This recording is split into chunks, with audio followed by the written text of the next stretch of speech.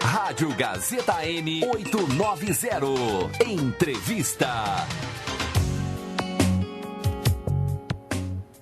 A Sociedade Brasileira de Arritmias Cardíacas, a SOBRAC, realiza a 8ª edição de sua campanha nacional Coração na Batida Certa, em comemoração ao Dia Nacional de Prevenção de Arritmias Cardíacas e Morte Súbita, que é nesta quarta-feira, né? Ou seja, amanhã.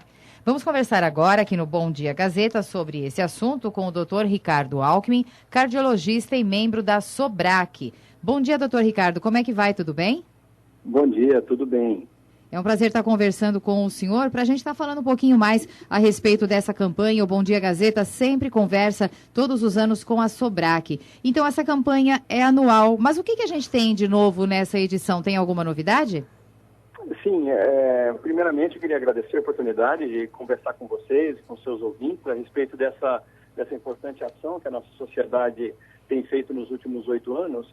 E esse ano tem sim uma novidade, é uma modificação relativamente pequena em relação ao foco da nossa campanha, porém com um impacto muito grande. Essa campanha, tradicionalmente, ela foi desenvolvida com a ideia de conscientizar a população a respeito das arritmias cardíacas, que são os distúrbios elétricos do coração, que podem resultar em morte súbita.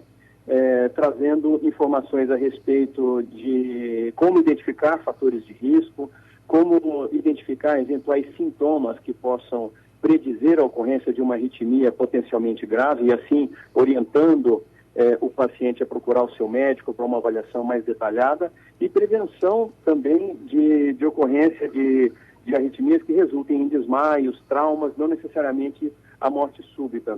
No entanto, existem outras arritmias e a mais prevalente em todo o mundo, ela é uma arritmia que, por si só, não costuma gerar a morte súbita em si, mas ela está muito relacionada à ocorrência de AVCs, dos derrames, ou as isquemias cerebrais, que é a fibrilação atrial. É um tipo de arritmia que traz complicações bastante limitantes quando não é identificada e não é tratada corretamente, resultando em limitações muito graves, porque se relaciona à ocorrência de derrames muito extensos. Essa arritmia, dentre as arritmias chamadas sustentadas, que são aquelas que perduram por minutos, horas, dias, ou que se cronificam permanentemente, é a arritmia mais comum que existe. Então, na campanha desse ano, nós estamos dividindo as nossas atenções entre aquilo que sempre fizemos, que foi orientar a população para situações de risco de morte, propriamente dita, a morte súbita, mas também alertando as pessoas a identificarem a fibrilação atrial para poder buscar uma assistência médica a fim de prevenir, essencialmente, a ocorrência de fenômenos embólicos, principalmente para o cérebro, que resulta nesses derrames limitantes. Certo. O AVC, a gente sabe que ele está ligado à faixa etária mais idosa da população, entre 75 até 80 anos. Mas, de vez em quando, a gente ouve algum caso de AVC entre os brasileiros com a idade menos avançada. Por que isso ocorre, na sua opinião, doutor? Nossa, achei a sua pergunta muito pertinente e vai bem de encontro ao foco da nossa campanha. O que acontece? A fibrilação atrial, por ser uma arritmia extremamente comum, ela pode acometer 1 a cada 4 pessoas em algum momento da vida. Então, se você olhar a população como um todo, 25% das pessoas em algum momento vai ter fibrilação atrial. Não significa que essas pessoas todas estarão correndo risco de AVC, mas elas precisam passar por uma avaliação para identificar os riscos e fazer o tratamento correto. O que acontece? A ocorrência da fibrilação atrial, ela também aumenta com a idade. Então, o AVC é mais comum nas pessoas de mais idade, acima especialmente de 60 anos, e a fibrilação atrial também aumenta a incidência à medida que nós vamos envelhecendo. Então, são duas doenças que caminham juntos e que podem se associar as duas relacionadas à ocorrência do AVC. Eventualmente, existem pessoas que têm doença cardíaca estrutural, insuficiência cardíaca, problemas de válvula, pessoas que já tiveram infarto, que já precisaram fazer cirurgia cardíaca, que têm doença de Chagas, que têm outras doenças que acometeram a estrutura do coração, e aí, mesmo sendo pessoas mais jovens, também podem ter fibrilação atrial. E em tendo fibrilação atrial, aumenta-se o risco de ter o AVC. Algumas pessoas jovens podem ter fibrilações atriais chamadas, entre aspas, de fibrilações benignas, porque não se relacionam a altos índices de AVCs e nem a doença cardíaca. Mas isso a gente só vai poder saber se a arritmia da pessoa tem um comportamento benigno ou expõe a pessoa em maior risco de ter um AVC, depois que nós fizermos uma avaliação clínica. A consulta propriamente dita e, eventualmente, alguns exames. Então, a ocorrência do AVC, por estar muito associada à fibrilação atrial, pode ocorrer em faixas etárias mais jovens, especialmente em pessoas que têm doença cardíaca. Certo. E qual seria o sinal mais evidente que mostra que a pessoa ela está realmente com algum probleminha e precisa ficar mais atenta, fazer um diagnóstico preciso, enfim, se tratar a respeito disso? Perfeito. Em relação à morte súbita, que continua sendo um foco importante da nossa campanha, a presença de doença cardíaca já diagnosticada obriga o paciente a fazer um acompanhamento mais de perto para poder prevenir não só as arritmias, como outras consequências cardiológicas. Mas a pessoa que não tem diagnóstico de doença cardíaca ou nunca passou por uma avaliação cardiológica, existem alguns sintomas que sempre nos chamam muita atenção. A ocorrência de tonturas, a ocorrência de desmaio, a ocorrência de falta de ar para fazer esforços que antigamente não dava falta de ar, então a pessoa está acostumada a fazer todo dia a mesma caminhada. Lá um belo dia ela começou a perceber, olha, para subir essa escada eu nunca senti nada e agora eu estou ficando extremamente cansado, estou sentindo falta de ar, preciso parar no meio da escada para descansar. Isso pode ser indício de que alguma coisa não vai bem. E uma outra coisa é a sensação de palpitação. A palpitação é quando nós sentimos o batimento cardíaco. Normalmente a gente não percebe, a gente está trabalhando, a gente está brincando, está praticando esporte e a gente não sente o coração bater normalmente. Quando a gente sente o coração bater, isso chama palpitação. E as palpitações rápidas, as palpitações chamadas de taquicárdicas, elas podem ser um sinal de que a pessoa apresente algum tipo de arritmia. Então, em resumo, especialmente para a detecção de fenômenos elétricos que coloquem a pessoa eventualmente em algum risco, a falta de ar, a palpitação, as tonturas e os desmaios são sintomas de alerta.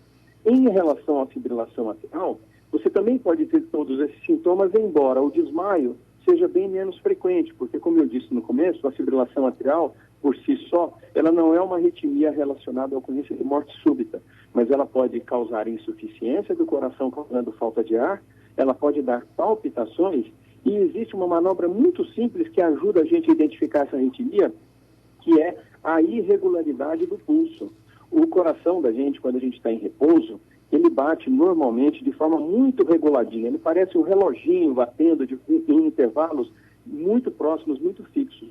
Quando a pessoa palpa o seu pulso, o pulso do punho, na região da artéria radial, ou mesmo uma palpação leve na região do pescoço, você percebe o batimento cardíaco, a pulsação. Quando existe uma irregularidade, que se percebe que os pulsos estão batendo de forma desorganizada, isso pode ser sinal de que esteja ocorrendo a fibrilação atrial, que, como não costuma causar tantos sintomas exuberantes em todas as pessoas, ela pode passar desapercebida durante muito tempo.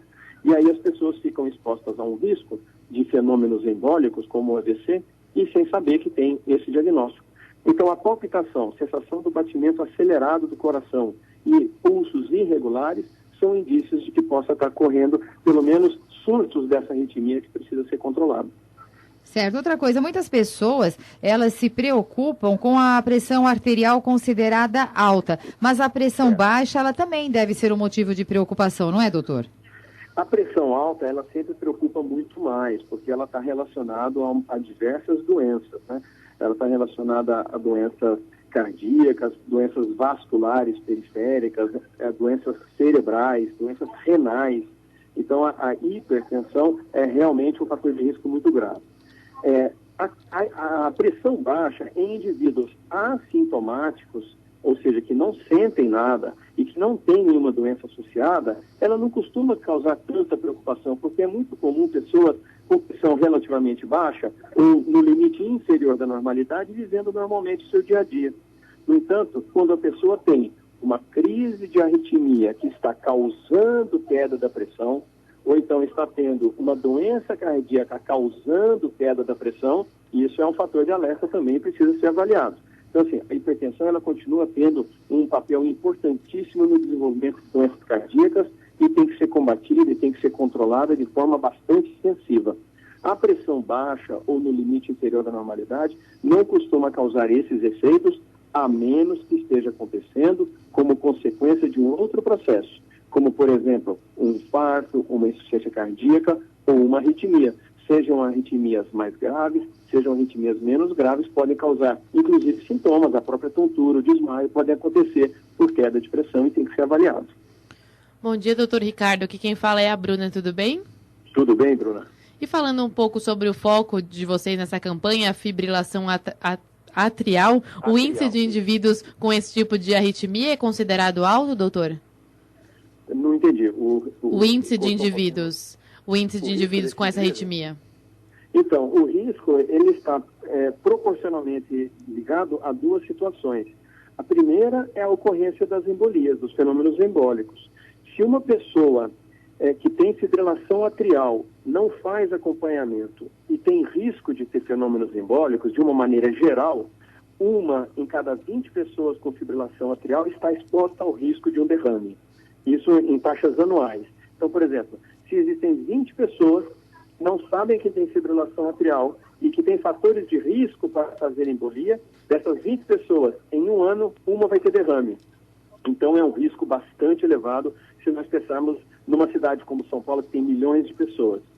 Como eu comentei anteriormente, se a cada 4 pessoas, uma vai ter fibrilação atrial, e se dentre 20 pessoas com fibrilação atrial nos vem tratar, uma pessoa por ano vai ter derrame. Então, isso é um risco bastante relevante, principalmente pelo fato de que, dentre todos os eventos isquêmicos cerebrais, aqueles que mais debilitam a pessoa, que ficam com o lado paralisado do corpo, que perdem a capacidade de articular uma palavra, ou de executar as suas atividades diárias sozinhos, como tomar banho, se alimentar, as isquemias cerebrais que mais debilitam o indivíduo e que expõem, inclusive, a risco de vida, são as isquemias relacionadas à fibrilação atrial. Então, a arritmia em si, expondo o indivíduo ao risco desse tipo de consequência, preocupa muito, porque coloca o indivíduo em risco de vida e em risco de derrames bastante limitantes. E é importante que todo indivíduo tenha ciência das atividades de ressuscitação cardiopulmonar, caso aconteça algo, né, doutor? É fundamental. Na cardiologia existe uma frase que é repetida desde os alunos até as pessoas em formação mais avançada, que diz o seguinte: o coração ele é muito dependente do tempo. Então, o tempo para nós é o músculo. Quanto mais rápido você recupera a circulação cardíaca, maior a chance de sobreviver e menor a chance de sequelas definitivas no coração. Só para vocês terem uma ideia, se uma pessoa sofre uma parada cardíaca e a pulsação ela cessa, interrompendo a oxigenação cerebral, se a pessoa fica 3 minutos sem pulso, a chance dela sobreviver é de apenas 50%. E se nenhuma manobra for tomada, a cada minuto que passa, a chance dela sobreviver diminui em 10%. Então, se você fizer uma continha rápida, você vai ver que se uma pessoa tiver uma parada cardíaca e nada for feito em 10 minutos, a chance dela sobreviver é muito pequena.